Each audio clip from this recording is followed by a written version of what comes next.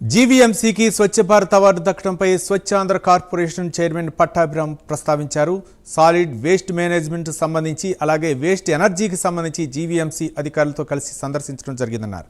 CM Chandrababu ఆధ్వర్యంలో ప్రతి 3వ శనివారం స్వచ్ఛ భారత్గా నిర్ణయించామని అన్నారు. స్వచ్ఛ భారత్కు సంబంధించి జీవీఎంసీకి అవార్డు దక్కడం చాలా ఆనందంగా ఉందని తెలిపారు.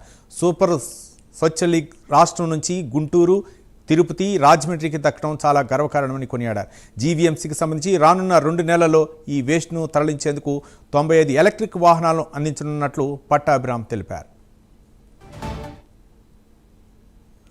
5 కార్పొరేషన్స్, యుఎల్బీస్ మరి ఈ అవార్డ్స్లో, స్వచ్ఛ సర్వేక్షణ అవార్డ్స్లో వివిధ కేటగిరీల్లో స్థానం సంపాదించుకోవటం అనేది నిజంగా కూడా గర్వకారణం.